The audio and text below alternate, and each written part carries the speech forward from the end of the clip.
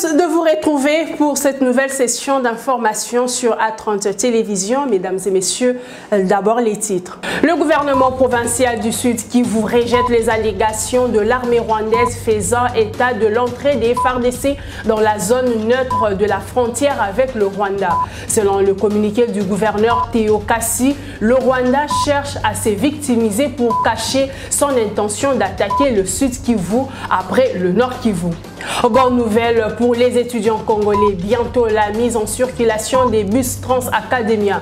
C'est le ministre des Transports qui l'a annoncé après la rencontre avec le président de l'Assemblée nationale, Christophe Mbosso. L'Union pour la démocratie et le progrès social totalise 41 ans d'existence depuis sa création le 15 février 1982 par les 13 parlementaires. Le parti a réuni ce cadre et militant à l'occasion de cette date historique. Voilà tout pour le titre. Place au développement. Après le Nord Kivu, le Rwanda veut attaquer le Sud Kivu. Une alerte du gouvernement provincial du Sud Kivu qui a réagi aux allégations de l'armée rwandaise faisant état de l'entrée des FARDC dans la zone neutre de la frontière RDC-Rwanda au niveau de Bukavu-Ruzizi. Le gouverneur du Sud Kivu dénonce ces propos de Kigali et rappelle que l'armée congolaise n'a aucun cas franchi la zone neutre ni ouvert le feu en direction du Rwanda. Le gouverneur Théo Kassi appelle la population au calme et dénonce la tendance du Rwanda à vouloir se victimiser en alléguant des mensonges pour masquer son intention d'attaquer le Sud Kivu. Le ministre des Infrastructures et Travaux publics, Alexis Gisaro, s'est exprimé sur l'agression de la République démocratique du Congo par le Rwanda à travers les terroristes du M23. Membre de la communauté Nyamulenge, il a balayé les propos du chef de l'État rwandais sur le massacre des Tutsis congolais et de la communauté Nyamulenge en République démocratique du Congo. Je pense qu'il est temps que l'Afrique recourt à d'autres méthodes que les guerres. Notre pays a été en guerre avec le Rwanda, où le Rwanda a interposé au moins à 4 reprises. L'AFDEL, le RCD, le CNDP, le M23-1, le M23-2. Si l'objectif de la guerre était réellement de régler des problèmes tels que les FDLR, qui est le prétexte qui est utilisé aujourd'hui, ou alors des problèmes de stigmatisation de certaines communautés, je pense qu'après toutes ces années et toutes ces guerres, on aurait trouvé des solutions. Mais au jour d'aujourd'hui, au contraire, il y a des gens qui veulent se faire porte-parole de notre communauté, alors que nous-mêmes, nous n'avons demandé rien à personne. Nous n'avons pas invité le Rwanda pour venir plaider notre cause et encore moins en faisant la guerre à notre pays. Parce qu'ils enveniment la situation, au contraire. Et nous pensons, nous, qu'on doit laisser aux Congolais, entre eux, régler leurs problèmes. Le Congo ne se transporte pas dans les autres pays, même s'il y a une partie de sa communauté qui vit dans un autre pays pour régler les problèmes de ces communautés-là. Donc aujourd'hui, en tant que Munyamulenge, en tant que Tutsi congolais, je considère que nous avons aujourd'hui un leadership au niveau du pays qui est un leadership responsable et qui peut donner à chaque Congolais sa place. Le ministre Alexis Gisaro s'est exprimé mardi lors du briefing presse qui a essentiellement tourné autour de la question de l'état de projets routiers sur toute l'étendue de la République démocratique du Congo. Cet exercice animé conjointement avec le ministre Patrick Muyaya a permis à Alexis Gisaro de passer en revue des projets en cours d'exécution au pays, notamment Kinshasa, Zéro-Trou et Tchilé-Gelou. Mesdames et messieurs de la presse, bonsoir, merci. Invité par le ministre de la Communication et des Médias pour faire état des projets de son secteur, le ministre des Infrastructures et Travaux Publics, Alexis Guissaro, a point par point noté les niveaux d'évolution des programmes phares du gouvernement à travers les ministères dont il a la charge. Le ministre des ITP a fait part de son honneur en informant de l'exécution à 100% du projet Kinshasa Zéro Trou pour sa première phase. En fonction du budget qui nous était alloué, à peu près 32 millions de dollars, on a identifié 42 artères, et cela sur une longueur d'intervention d'à peu près 86 km. Et je tiens à préciser ici qu'il s'agit ici uniquement des voiries revêtues. Donc ce sont des réhabilitations des voiries revêtues. Il ne s'agit pas de la construction de nouvelles routes ou de nouvelles voiries. Parce que là, ce sont d'autres types de projets, bien sûr, dans les voiries, mais Kinshasa Zéro Trou concerne les voiries revêtues. S'agissant du projet Tchilé-Gelou, le ministre des ITP a donné des explications sur la décision du gouvernement de résilier le contrat avec Crexet pour ce qui concerne l'exécution des travaux au Grand Kassai. Nous avons résilié le contrat pour ce qui concerne l'espace Kassai avec l'entreprise qui avait gagné le marché Crexet. Pour la simple raison que nous ne pouvons pas accepter que des délais, les délais contractuels qui étaient assignés à l'entreprise soient mais totalement et largement dépassés. Le ministère a dû intervenir pour dire eh ben, vous n'appliquez pas, vous ne respectez pas vos engagements, vous ne respectez pas vos contrats, et donc nous mettons un terme. Alexis Guissaro n'a pas manqué de placer un mot sur les inondations dans la ville de Kinshasa et les constructions anarchiques. Il arrive un moment où il faut que l'État prenne ses responsabilités. Et nous sommes entrés dans cette phase-là parce que de manière très claire, avec des mots très clairs, le chef de l'État, le président de la République, a instruit que tous les ministres qui sont dans ce secteur, qu'ils soient de l'intérieur, qu'ils soient de l'urbanisme, qu'ils soient des affaires foncières, que s'il faut passer par des destructions de ceux qui construisent sur des zones non édificantes, eh bien, qu'on passe par là. Les ministres des ITP a réitéré la volonté du gouvernement Samalou Kondé à trouver des solutions aux différents problèmes routiers. Parlons processus électoral dans ce journal. En mission en Afrique du Sud, le président de la centrale électorale a présidé le cadre de concertation avec le parti prenante au processus électoral résidant au pays de Nelson Mandela. Objectif de cette rencontre, faire le point à mi-chemin de l'évolution du processus électoral. Devant la diaspora congolaise de l'Afrique du Sud, le numéro 1 de la centrale électorale s'est réjoui de l'affluence constatée, signe du profond attachement à la RDC. Après avoir expliqué les innovations apportées dans ces processus électoraux avec des avancées dans la révision du fichier électoral en cours, Denis Kadima a indiqué que la CENI va poursuivre sa mission dans toute transparence. Pour rendre le processus transparent, nous permettons l'observation du processus électoral de long terme. C'est-à-dire qu'on ne donne pas l'accréditation rien que pour la phase du vote. En ce moment, il y a des groupes d'observateurs qui observent l'enrôlement des électeurs. Donc, ils ont accès au processus électoral dès le début. Donc, nous donnons l'accréditation à long terme. Ça, c'est pour améliorer la transparence. Le numéro 1 de la centrale électorale a invité les Congolais du pays de Nelson Mandela à venir s'enrôler en vue d'exercer leur droit au vote en ayant d'abord leur carte d'électeur, devant aboutir à l'obtention de leur carte d'identité. Quand on est réfugié, là, il n'y a pas que la loi congolaise, mais il y a aussi le droit international. On ne met pas ses pieds dans l'ambassade. Donc, on ne peut pas venir s'y enrôler. Sinon, ça serait une contradiction. Vous pouvez même perdre votre statut de réfugié. Donc, il y a des contraintes de ce type-là, mais c'est des choses que nous devrons approfondir. Comme ça, on peut améliorer. Si ça ne dépendait que de moi, d'abord, on mettrait fin à cette histoire de refus qu'un Congolais ait une autre nationalité que la nationalité congolaise. Nous savons combien c'est difficile de vivre à l'étranger. Mais cette loi, je sais qu'elle allait sortir, mais avec l'état d'urgence dans une partie du pays, on ne touche pas à la Constitution dans cette situation. Ce qui fait que nous avons encore cette restriction, on ne peut pas avoir plus d'une nationalité. Et quand on a une deuxième nationalité, on perd la nationalité congolaise. Il faut noter que l'Afrique du Sud est parmi les 5 pays de la diaspora qui participeront cette année au vote, hormis la Belgique, la France, le Canada et les États-Unis. La CENI a annoncé l'arrestation d'un individu avec un lot de 300 cartes d'électeurs vierges en provenance de Massimaniba, province du Kwilu.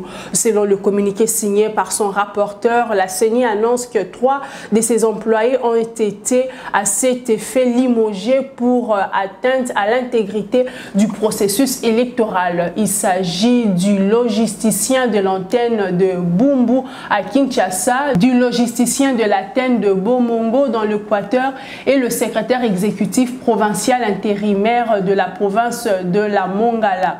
La centrale électorale, qui promet plus d'éclairage à ces dossiers, appelle la population à dénoncer auprès des autorités tout cas de détention irrégulière du matériel électoral par des personnes non autorisées. Dans un autre chapitre, les performances économiques réalisées en 2022 par le gouvernement congolais jugées résilientes par les Fonds monétaires internationaux. Une délégation du FMI a rencontré mardi le chef du gouvernement. Ensemble, ils ont discuté du programme triennal RDC-FMI tout en se projetant sur des performances attendues pour l'année 2023. En mission à Kinshasa, la délégation du Fonds monétaire international, conduite par la chef des missions pour la RDC, Mercedes Vera Martin, a échangé avec le Premier ministre dans le cadre du programme triennal entre cette institution et la RDC. Se confiant à la presse au terme des échanges, la chef de la délégation a indiqué qu'il était question de passer en revue les performances économiques très résilientes réalisées par les gouvernements de la République démocratique du Congo en 2022. Et d'examiner le perspective budgétaire pour l'année 2023. Où nous avons discuté la performance économique en 2022, qui a prouvé d'être très résiliente, et aussi les perspectives économiques en 2023. Dans le contexte de discussion, nous avons eu une discussion ensemble sur la gestion des politiques macroéconomiques, la politique budgétaire, la politique monétaire pour les prochaines années. En vue des développements récents au niveau de la taux de change, au niveau de l'évolution de l'inflation et aussi dans un contexte de détérioration de la sécurité à l'Est, il a besoin de dépenses additionnelles qui doivent être bien maîtrisées pour assurer et maintenir la stabilité macroéconomique du pays. La délégation du Fonds monétaire international est en RDC depuis une semaine. Bien avant cette rencontre avec le chef du gouvernement, la mission du FMI a eu des séances de travail avec les équipes du ministère des Finances, du Budget et la gouverneure de la Banque centrale du Congo. Le programme économique triennal du gouvernement, signé avec le FMI, a été lancé en juillet 2021. Bien avant la rencontre avec la délégation du Fonds monétaire international, le Premier ministre Jean-Michel Sama-Lukonde a présidé la cérémonie portant entrée en vigueur de la loi relative à la protection des droits des peuples autochtones pygmées. Cérémonie organisée au Palais du Peuple. C'est un pari gagné pour les peuples autochtones qui désormais ont une loi qui protège leurs droits. La cérémonie marquant l'entrée en vigueur de la loi numéro 22/033 portant protection et promotion des droits des peuples autochtones pygmées en République démocratique du Congo a été organisée par la vice-primature de l'Intérieur et Sécurité, mais présidée par le Premier ministre Jean-Michel Sama-Lukonde. Y ont pris part quelques membres du gouvernement et plusieurs autres personnalités politiques et représentants du peuple autochtone pygmée. Dans son mot, le Premier ministre a salué l'action du chef de l'État Félix Antoine Tshisekedi qui a soutenu les efforts pour matérialiser ce long processus qui a duré plus de 30 ans avant l'aboutissement de la présente loi. Un pas de géant qui vient d'être franchi. Et tout à l'heure, on nous rappelait que c'est une lutte qui a commencé depuis 1989, moi je fais le calcul rapide dans ma tête, c'est près de 34 ans. Et c'est un grand aboutissement aujourd'hui. Et notre pays s'illustre désormais parmi les pays qui luttent contre la discrimination et la marginalisation des peuples autochtones pygmées. Il s'agit en réalité du respect de la dignité humaine, comme le veut la Constitution de la République et les lois nationales, qui tiennent compte des instruments internationaux en la matière. Je réitère la volonté du gouvernement de la République que je dirige d'accompagner cette communauté, votre communauté, notre communauté autochtone pygmée, de l'accompagner pour la construction d'un équilibre recherché. Tour à tour, le secrétaire général aux affaires coutumières ainsi que les représentants des peuples autochtones pygmées ont souligné que cette loi constitue une nouvelle ère. Après la longue attente des étudiants, les bus Transacademia seront bientôt opérationnels dans la ville de Kinshasa. Des assurances du ministre ad intérim de Transport, Voies et Communications et Désenclavement à la communauté estudiantine. Il a dit mardi au sortir d'une rencontre avec le président de l'Assemblée nationale, Christophe Mbosoko-Diapwanga. Les échanges entre le président de l'Assemblée nationale et le ministre ad intérim des Transports, Voies des Communications et Désenclavement ont essentiellement porté sur l'opérationnalisation de bus Transacademia. Ces engins sont garés au Palais du Peuple, siège du Parlement, en attendant sa mise en circulation officielle. Le ministre des Transports marqué qu'il a rassuré que tout est fin prêt, il reste quelques petits détails. Alors nous lui avons fait part de toutes les étapes que nous avons déjà parcourues, depuis l'acquisition des bus jusqu'à ce jour. Et de cela, nous avons également présenté quelques petites préoccupations et il nous a donné tout son soutien.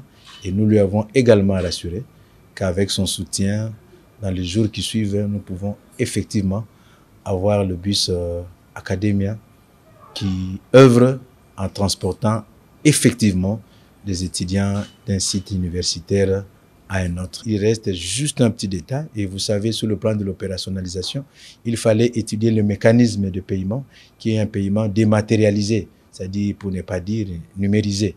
Donc ce sont toutes ces dispositions-là qu'il fallait prendre pour permettre à Transacademia de fonctionner. Donc ce ne sont pas des promesses, mais c'est une réalité. L'établissement public Transacademia a été doté récemment d'un siège social. Les bus sont assurés et portent des plaques d'immatriculation. La dotation en carburant mise à disposition par le gouvernement à travers les ministères des hydrocarbures et de l'économie nationale.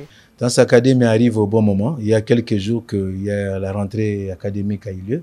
Il fallait mettre tous les dispositifs devant permettre à Transacademia de fonctionner en toute régularité, en toute harmonie. Transacademia devra desservir toutes les institutions d'enseignement supérieur et universitaire du pays avec une phase pilote qui commence avec la ville de Kinshasa.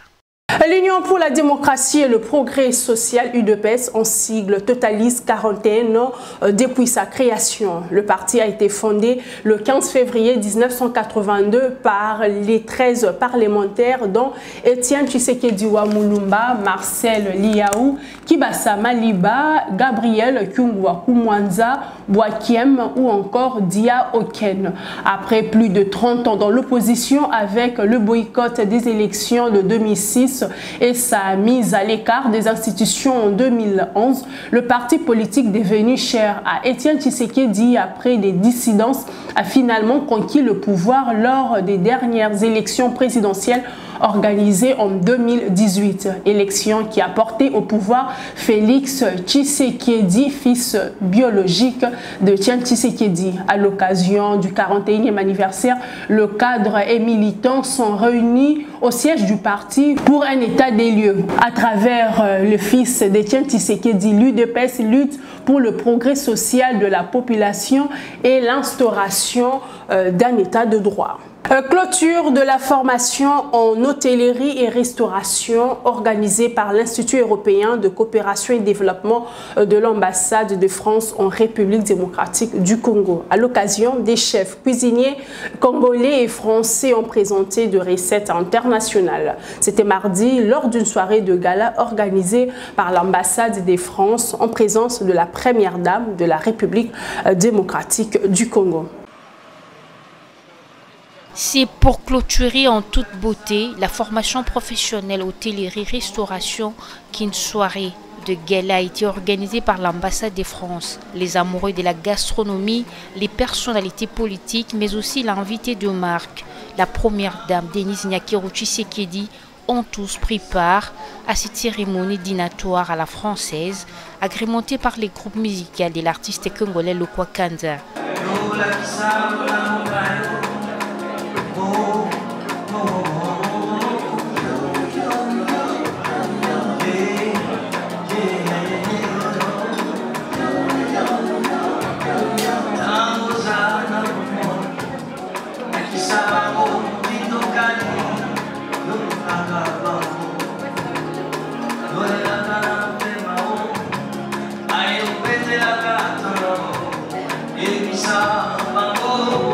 Au menu de cet événement, la dégustation des différents mets d'ici et d'ailleurs, préparés par des chefs cuisiniers congolais et français. Nous avons une grande joie.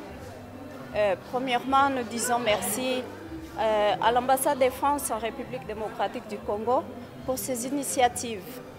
Nous lui disons vraiment merci, surtout pour la formation, pour la jeune fille du Café Mozart Don Bosco. Parce qu'avec la jeunesse aujourd'hui, a besoin d'apprendre plusieurs choses pour l'avenir, pour la réussite de son avenir. Ce soir, on a préparé la cuisine des beignets à la crevette. On a aussi fait le jus bissap que les gens aiment bien. On a mélangé avec de fruits de pommes dans le jus bissap. C'est un peu ça. Oui, nous avons bénéficié vraiment de la formation. Il y a d'autres choses qu'on ne connaît pas. On voyait et puis on ne connaissait pas. Et on a eu le temps de toucher ça et d'utiliser ça. Les projets d'appui à la formation professionnelle hôtellerie et restauration a débuté en février 2021 avec un budget de 360 000 $ américains. Son objectif est de contribuer à l'adéquation des formations au marché de l'emploi en agissant sur la qualité de l'enseignement.